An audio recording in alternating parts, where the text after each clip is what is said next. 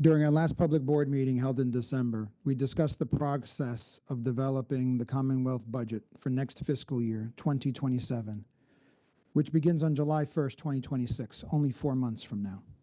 We discussed the co-leadership model, working with the government to develop a consensual budget that institutionalizes the lessons learned through disciplined processes while transferring accountability and responsibilities for fiscal and budget matters from the Oversight Board to the government.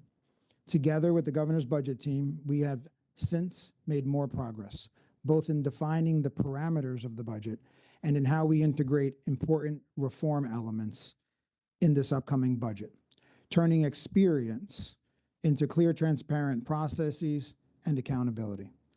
Together, we took a careful look at government tax revenue, and for several years, tax revenue rose more than projected. This experience was not unusual. In most U.S. states, tax revenue far exceeded expectations because of the federal government stimulus that followed the COVID-19 pandemic. But now, based on the most recent data, we anticipate that tax collections in Puerto Rico to decline from the previous year. General fund revenues, looking at data through November of 2025, are marginally higher than forecast, but nonetheless are projected to be lower than the prior 2 years and among the lowest since 2022. It is too early to say whether this is a trend, but it could signal that economic growth is slowing as federal stimulus funds run their course. The economists who presented their outlook at the 2026 Puerto Rico Economic Forecast Symposium earlier this month did not predict a downturn, but all warned about the effect of slowing federal stimulus and disaster recovery funds on Puerto Rico's economic growth trajectory. Meanwhile, the U.S. Department of Commerce reported last Friday that the U.S. economy overall grew more slowly in the fourth quarter of calendar year 2025 than a year earlier. This data significantly underperformed the projections of economists surveyed by the Wall Street Journal. However, the government and the Oversight Board are prepared. Years of fiscal discipline have put Puerto Rico in a much better position to withstand a slowdown in tax revenues. And we will continue to build a more responsible and resilient budget that can withstand economic challenges. And that is the main reason that the budget targets for fiscal year 2027 remain consistent with 2026 levels. They reflect declining revenues and continued economic uncertainty. Our Budget Management Director, Elisa Guardiola, will today provide more details on the Commonwealth's financial condition and on budget development. The government is now transitioning from crisis budgeting to institutional and strategic budgeting. It is within this context that we frame the ongoing discussion about government priorities, including tax reform. The Oversight Board and the fiscal plan for Puerto Rico have long noted that tax reform is necessary. A complicated tax system with a high statutory tax rate, but significant and unequal tax exemptions, is not competitive nor oriented for growth. Moreover, the current tax structure stimulates a sizable informal economy that is depriving the government of crucial tax revenue and shifting the tax burden to fund government services, including education and healthcare, to fewer taxpayers. All of these structural deficiencies must be addressed to position Puerto Rico for growth. We must think about the tax system more holistically. We can lower statutory tax rates if we broaden the base for tax collection. Corporate income taxes must be part of that rethinking of the tax rate and tax revenue structure, along with sales taxes and other consumption taxes. The government recognized the need for tax reform earlier this year. We must continue to work on a more comprehensive reform, and the Oversight Board is ready to support the government in that effort. For now, we agree with the governor that the people of Puerto Rico deserve tax relief. A one-time tax rebate or refund can be done responsibly while we work on a more holistic tax reform. For the past 2 weeks, we have met with the government to find a one-time personal income tax relief framework that is fiscally responsible. While immediate relief is welcome, It must not come at the expense of long-term budget stability and resiliency. There is a path to tax refunds, but long-term stability means we must first fund critical reserves that prepare Puerto Rico for the road ahead. In 2016, the government's cash reserves were so depleted that they could only cover 2 weeks of expenses, which was irresponsible. Together, we rebuilt the government's operating cash balance, which was depleted completely when PROMESA was enacted, and as a result, we now have adequate operating reserves to manage cash flow effectively. The Oversight Board established an emergency reserve to provide fiscal liquidity when hurricanes or other natural disasters strike, to supplement federal disaster funds and help ensure a rapid response to natural disasters. There was no such funding when Hurricane Maria hit. This disaster emergency fund is sized based on guidance provided by the International Monetary Fund, which recommends 2% of GNP be set aside. The emergency fund has been deployed many times over the past years to quickly respond to natural disasters and emergencies that are declared by the governor. We must also adequately fund our statutory budget stabilization fund. Nearly every state maintains a formal rainy day fund or budget stabilization fund to protect against economic downturns and emergencies, because fiscal resilience is now considered a core responsibility of government. These funds specifically reserve for economic recessions or major fiscal events to cover unanticipated government revenue losses. Most states base their funding requirements on a share of prior tax revenue, general fund expenditures, or surplus funds. Puerto Rico also had a budget stabilization fund, but it was not funded. It must be reinstated now, considering the warning signs we are seeing ahead. With the stability of the Oversight Board has created, it is the right time to prepare for potential fiscal uncertainty in the future. We will work with the government to establish the appropriate size in the budget for fiscal year 2027 of the reserve. Another priority for the coming fiscal year is the creation of a capital fund for infrastructure. The budget will need to formally segregate funds for capital projects, which are investments to build, maintain, and improve Puerto Rico's infrastructure. The Oversight Board has already administratively segregated funding for many previously announced capital projects in the budget. However, there is no formal segregation distinguishing these allocated funds from general fund balances. These funds must be formally separated and reserved until the projects are completed or the funds are reallocated. The public should be able to see how much money is set aside to begin and maintain infrastructure funds such as roads. In addition, the credit rating agencies look to whether Puerto Rico has the fiscal capacity and discipline to support long-term capital and infrastructure investment when assessing credit risk. This discipline and transparency is also a critical way to improve infrastructure planning, which Puerto Rico's businesses depend on to ensure long-term investments that support job creation. In most states, spending for capital projects is kept separate from the general fund, which is the government's budget for its day-to-day expenses and operations.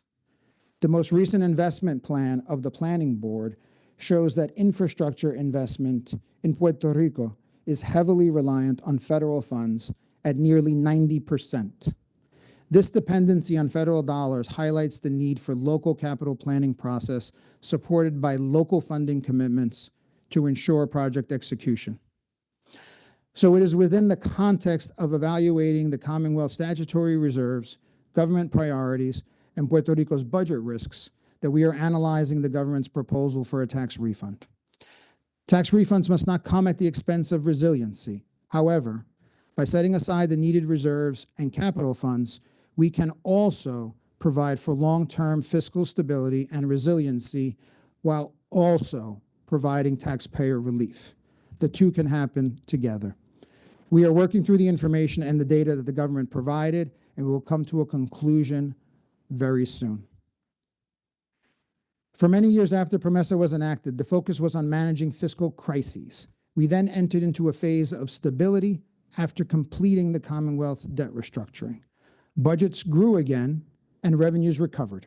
We are now able to allocate funds for new investments. Now we transition into a new phase, strategic and institutional budgeting. This shift focuses on planning for the future rather than managing stability. Resources must be aligned with Puerto Rico's long-term goals and strategic priorities rather than being constrained by short-term annual spending priorities. Puerto Rico must continue to focus on the risks and how to accommodate those fiscal risks in its strategic planning. Rising payouts for the Earned Income Tax Credit, the potential decline in Medicaid funding from the federal government, PREPA and UPR pension shortfalls, and their potential effect on the Commonwealth budget, the unresolved liability of potentially significant Commonwealth payments for losses at cooperative financial institutions, the cost of canceling contracts, and funding infrastructure priorities. All of these must be considerations in strategic budgeting. At the same time, we are working with the government on a budget that we can submit to the Legislative Assembly on May 8th. As every year, we will certify a budget compliant with the fiscal plan on time by June 30th. On the broader transformation of the budget process, the government has also made progress. The transformation will improve the way Puerto Rico's budget is developed, consistent with the practices the U.S. states are using and that are considered best practices by government budget experts. Implementing permanent institutional reforms is crucial to prevent Puerto Rico from relapsing into the budgeting practices that precipitated the 2016 debt crisis, which ultimately led to the enactment of PROMESA. To implement these practices, the Office of Management and Budget, or OMB, needs to be properly resourced. OMB and the Oversight Board mapped out new positions that would strengthen this crucial government agency and ensure future budgets are developed and implemented on solid principles with solid practices with the appropriate skill level and number of people. Together, we promoted these fiscal planning positions, and the response is encouraging. The number of applicants for the open positions clearly signal that employees are taking a second look at these government jobs, contrary to what we often hear about government jobs. A significant number of applicants came from outside Puerto Rico. We hope these opportunities entice some Puerto Ricans with budget and finance experience who live elsewhere to return and help us build a stronger and more prosperous Puerto Rico. OMB received applications from as far as Europe, and Puerto Rico can benefit from this diverse interest.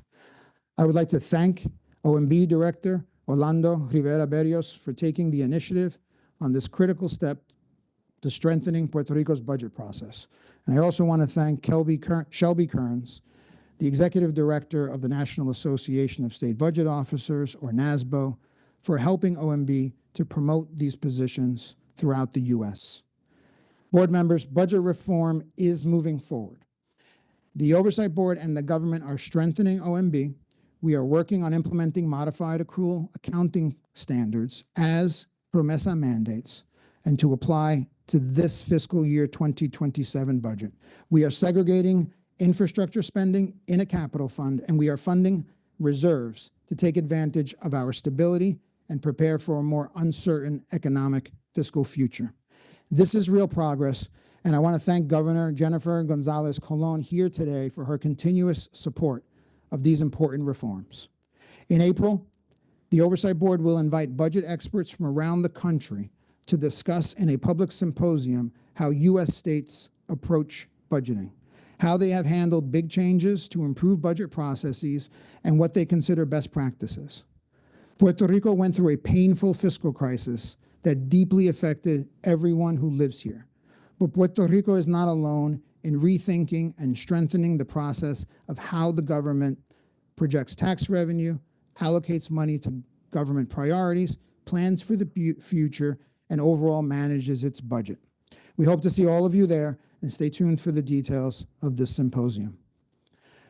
Another important step forward by the Puerto Rico government since our last public board meeting is the regulation to strengthen the process of how government contracts for professional services are procured. I would like to thank Carla Mercado Rivera, who heads Puerto Rico's General Services Administration, for leading this progress and for working so successfully with the Oversight Board on a regulation that helped ensure the efficient and responsible use of public funds by promoting full and open competition in certain government contracts.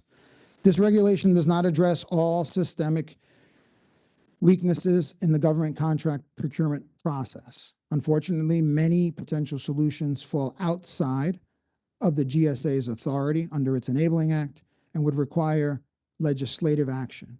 But the Oversight Board will continue to work with the government on comprehensive procurement reforms, including the establishment of clear standards for competitive bidding, stronger monitoring of exempt entities, greater public transparency in contract awards, and stricter rules for the procurement of professional services. And on PREPA, the Oversight Board asked the government's proceedings to challenge the operating and maintenance contract with Luma Energy to be moved to the U.S. District Court. This is not a reflection of our assessment of Luma's performance, but the Oversight Board's firm position that all matters affecting PREPA's bankruptcy-like proceedings under Title III of PROMESA must be heard in the court that has jurisdiction over PROMESA. The legacy PREPA failed the people of Puerto Rico for too long, leaving Puerto Rico's electrical system in such a deteriorated state that it is difficult for anyone to restore to acceptable levels of performance quickly, as the people expect, regardless of what we conclude regarding Luma's performance. The grid must be managed by a private operator. That is the law in Puerto Rico, and it is a critical element of any chance of improving the energy system mapped out in the fiscal plan. And we look forward to working with the governor and the government on a plan to move forward, and that remains our primary concern. The Title III case itself is moving along the court's schedule, currently mainly focused on the bondholder's administrative expense claim, and we fully understand and share the desire for this bankruptcy to be resolved. But at the same time, the bondholders continue to demand more money than the board believes Puerto Rico can afford to pay. It would put too great a burden on the residents of Puerto Rico, either through higher electricity rates or government tax revenue. We will continue to work on what we believe is a viable solution to close this last chapter of Puerto Rico's massive debt crisis. Thank you, Chair Gonzalez.